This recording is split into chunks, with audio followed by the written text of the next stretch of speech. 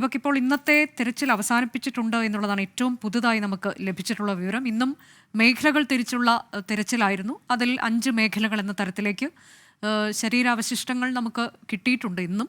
അത് ഏറ്റവും പ്രധാനമായും നമുക്ക് ഈ ചാലിയാറൊക്കെ കേന്ദ്രീകരിച്ച് നടത്തിയ തെരച്ചിലാണ്. അതിൽ ഇന്നിപ്പോൾ ADGPയുടെ പ്രതികരണം വന്നത് ഉടൻ തെരച്ചിൽ അവസാനിപ്പിക്കില്ല എന്ന് തന്നെയാണ്. കാരണം നമുക്കറിയാം കണ്ടെത്താൻ ഇനിയും ആളുകൾ ഉണ്ട് എന്നുള്ളത്.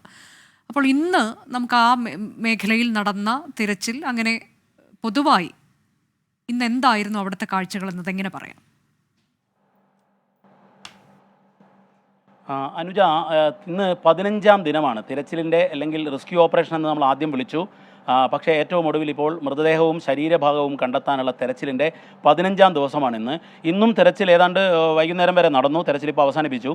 3 ശരീരഭാഗങ്ങളാണ് ഇന്ന് കിട്ടിയിരിക്കുന്നത്. ഈ തിരച്ചിൽ പ്രവർത്തനങ്ങളെല്ലാം തന്നെ ഏകോപിപ്പിക്കുന്ന വയനാട് ജില്ലാ SP ടി നാരായണൻ IPS നമ്മളോടൊപ്പം ചേരുകയാണ്. കാരണം ഇദ്ദേഹമാണ് ഒരുപക്ഷെ ഉറക്കമില്ലാതെ ഇത്രയും നാൾ ഈ പോലീസ് സംവിധാനത്തെ എല്ലാം തന്നെ ഏറ്റവും അടിത്തട്ടിൽ കോർഡിനേറ്റ് ചെയ്തിരുന്നത് SP ടി നാരായണനാണ്. നാരായണൻ നമ്മളോടൊപ്പം ചേരുകയാണ്. സാർ, ഇപ്പം ഇന്നത്തെ തെരച്ചിൽ അവസാനിച്ചു. 3 ശരീരഭാഗം കിട്ടിയെന്നുള്ളതാണ് വിവരം. അതെ, ഇന്ന് നമ്മൾ 7 സോണുകളായിട്ട് തിരിച്ചു. പ്രത്യേകിച്ച് ചാലിയാറിൻ്റെ വയനാട്ടിൽ നിന്നും മലപ്പുറം ഭാഗത്തേക്കുള്ള ഏരിയയെ 7 സോണുകളാക്കി തിരിച്ച് ഹെലികോപ്റ്റർ ഡ്രോപ്പിങ്ങിൻ്റെ കൂടെ സഹായത്തോടു കൂടി നമ്മുടെ SOG ടീമും അതുപോലെ തന്നെ വോളണ്ടിയേഴ്സും ലോക്കൽ ആളുകളും ചേർന്നുള്ള തിരച്ചിലാണ് നടത്തിക്കൊണ്ടിരുന്നത്. കൂടാതെ ഒരു ടീം മലപ്പുറം ഭാഗത്ത് നിന്നും ട്രക്കിംഗ് നടത്തി മുകളിലേക്ക് വന്ന് അപ്സ്ട്രീമിലേക്ക് ഒരു സോണും, അങ്ങനെയുള്ള 7+1 സോൺസാണ് ഇന്ന് നമ്മൾ ചെക്കിങ് നടത്തിയത്. 2 കരകളിലും വിശദമായിട്ട് GPS മാപ്പിംഗ് ഉപയോഗിച്ച് പോയിന്റുകൾ രേഖപ്പെടുത്തി കൃത്യമായ സ്ഥലങ്ങളെ കേന്ദ്രീകരിച്ചാണ് ഇന്നത്തെ തിരച്ചിൽ നടത്തിയിട്ടുള്ളത്. തിരച്ചിലിൻ്റെ ഫലമായിട്ടാണ് ഇന്ന് 3 നമുക്ക് ബോഡി പാർട്സ് കിട്ടിയിട്ടുള്ളത്. അതാണ് ഇന്നത്തെ തിരച്ചിലിൻ്റെ റിസൾട്ടായിട്ട് നമുക്ക് പറയാനുള്ളത്. ഈ ഏറ്റവും ഒടുവിൽ നമ്മൾ ഈ ബ്ലഡ് സാമ്പിൾ എടുത്തുകൊണ്ട് DNA സാമ്പിൾ മാപ്പിംഗ്, ഒരുപക്ഷെ അങ്ങനെ പറയുന്നതായിരിക്കും ശരി, അത് എത്രമാത്രം മുന്നോട്ട് പോകാൻ പറ്റി, എത്ര റിസൾട്ട് കിട്ടി? മാത്രമല്ല അതിലൊരു പോലീസ് വെരിഫിക്കേഷൻ പാർട്ട് സർക്കാർ തീരുമാനിച്ചിട്ടുണ്ടോ? അതെ, അത് നമ്മൾ ചെയ്യുന്നത് നമുക്ക് കിട്ടിയിട്ടുള്ള ബോഡീസ് അതുപോലെ തന്നെ ബോഡി പാർട്ടുകൾ അവയുടെ എല്ലാം തന്നെ DNA സാമ്പിളുകൾ നമ്മൾ ശേഖരിച്ച് കണ്ണൂരുള്ള റീജിയണൽ ഫോറൻസിക് സയൻസ് ലബോറട്ടറിയിലേക്ക് കൊടുത്തിട്ടുണ്ട്.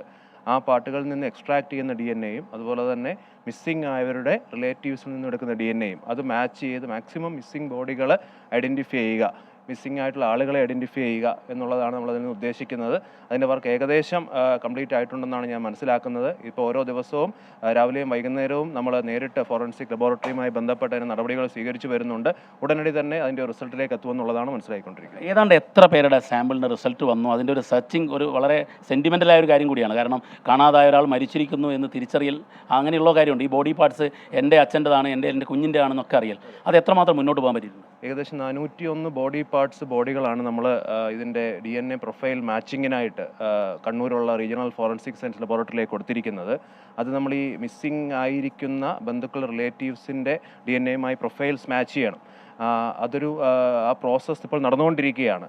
ഇന്ന് വൈകുന്നേരത്തോടു കൂടി അല്ലെങ്കിൽ നാളെ രാവിലെയോടുകൂടിയൊക്കെ അതിൻ്റെ റിസൾട്ട് കിട്ടുമെന്നുള്ള പ്രതീക്ഷയിലാണ് നമ്മൾ കണ്ടിന്യൂസ് ആയിട്ട് ഫോറൻസിക് സയൻസ് ഇത് ചെയ്യുന്ന അവിടുത്തെ സയൻറ്റിസ്റ്റുമായിട്ടും അതുപോലെ തന്നെ ഫോറൻസിക് ലബോറട്ടറിയുടെ ഡയറക്ടേഴ്സുമായിട്ട് കണ്ടിന്യൂസ് കോൺടാക്റ്റിലുണ്ട് നമ്മൾ. അങ്ങാണ് ആ സ്ഥലത്ത് ആദ്യം തന്നെ എത്തുന്നത്. ഒരുപക്ഷെ ആ സ്പോട്ടിൽ പാതിരാത്രിയിലെത്തിയ ഉന്നത ഉദ്യോഗസ്ഥൻ അങ്ങാണ്. തിരച്ചിൽ 15 ദിവസമായി. ഇനിയും തിരച്ചിൽ മുന്നോട്ട് കൊണ്ടുപോകേണ്ടതുണ്ടോ? ഇനി എന്തെങ്കിലും കിട്ടാനുണ്ടോ? ശരിക്കും ഞാൻ പറഞ്ഞതുപോലെ ഇന്ന് നമ്മൾ 7 സോണുകളാക്കി തിരിച്ച് ഹെലികോപ്റ്ററിൻ്റെയും കൂടെ സഹായത്തോടു കൂടി തിരച്ചിൽ നടത്തിയിട്ടുണ്ട്. ഡൗൺ സ്ട്രീം ഏരിയയിൽ അതുമായിട്ട് ബന്ധപ്പെട്ട് തിരച്ചിൽ നടത്തി. അതിൻ്റെ റിസൾട്ടുകളും കൂടി വെച്ച് ഇന്ന് വൈകുന്നേരത്തെ ബഹുമാനപ്പെട്ട മന്ത്രിസഭാ ഉപസമിതിയുടെ അവലോകന യോഗമുണ്ട്. ആ സമയത്ത് മന്ത്രിസഭാ ഉപസമിതിയുമായി അതുപോലെ തന്നെ ഡിസ്ട്രിക്ട് കളക്ടർ, ഇൻസിഡൻറ്റ് കമാൻഡർ, ബഹുമാനപ്പെട്ട IG Sethuraman sir, ADGP sir, Ajith Kumar sir, ഇവരെല്ലാവരും ചേർന്ന് അതിനുള്ള ഉചിതമായിട്ടുള്ള തീരുമാനം സ്വീകരിക്കുമെന്ന്. വ്യക്തിപരമായ ചോദ്യമാണ്. 15 ദിവസം ഈ ദുരന്തമുഖത്ത് അങ്ങ് ഉണ്ടായിട്ടുണ്ട്. ആ അർദ്ധരാത്രി മുതൽ ഒരുപാട് മൃതദേഹങ്ങൾ കാണുന്നു, കുറച്ചുപേരെ രക്ഷപ്പെടുത്താൻ പറ്റുന്നു. പേഴ്സണലി എത്രമാത്രം ഫീൽ ചെയ്ത ഒരു അനുഭവമാണ് ഈ വയനാട് ദുരന്തം തന്നത്? അങ്ങ് ആണ് ഇവിടുത്തെ ജില്ലാ പോലീസ് മേധാവി.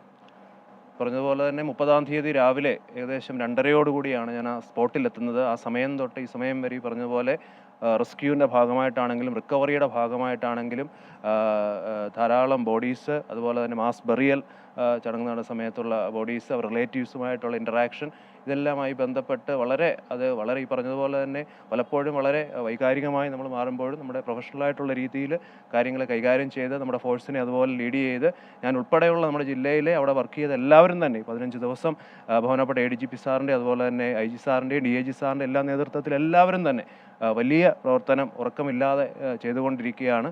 ആ രീതിയിലാണ് നമ്മൾ മുന്നോട്ട് പോയിക്കൊണ്ടിരിക്കുന്നത്. Thank you. ഒരുപക്ഷെ അങ്ങ് വളരെ കൂളായി ഇത് ഏകോപിപ്പിച്ചു എന്നുള്ളത് പ്രത്യേകം അഭിനന്ദനം അറിയിക്കുന്നു. Thank you. അനുജ, ഒരുപക്ഷെ നമ്മളിപ്പോൾ ഈ 15 ദിവസത്തെ തിരച്ചിൽ പോലീസിൻ്റെ പ്രവർത്തനത്തെ നമ്മൾ പ്രത്യേകം എടുത്തു പറയേണ്ടതുണ്ട്. കാരണം ആദ്യം അവിടെ എത്തുന്നത് മേപ്പാടി സ്റ്റേഷനിലുള്ള പോലീസുകാരാണ്. അതിനുശേഷം SOG ആണ് ആദ്യം മങ്കി റോപ്പിട്ടുകൊണ്ട് ആദ്യത്തെ റെസ്ക്യൂ ഓപ്പറേഷൻ നടത്തുന്നത്. ഒരുപക്ഷെ സൈന്യമൊക്കെ എത്തുന്നതിന് മുൻപ് അത് എടുത്തു പറയേണ്ടതാണ്. തെരച്ചിൽ എപ്പോൾ അവസാനിപ്പിക്കുമെന്നുള്ളത് മന്ത്രിസഭാ ഉപസമിതി മുഖ്യമന്ത്രിയുമായുള്ള ചർച്ചയ്ക്ക് ശേഷമാണ് തീരുമാനിക്കുക. പക്ഷേ തെരച്ചിൽ ഓരോ ദിവസം പിന്നിടുമ്പോഴും ഒന്നും കിട്ടാതെ ഇല്ല, അതായത് ആരെങ്കിലും ഇനി രക്ഷിക്കാനില്ല എന്നുള്ളത് ഉറപ്പ്. ഇനി ശരീരഭാഗങ്ങളാണ് കിട്ടാനുള്ളത്.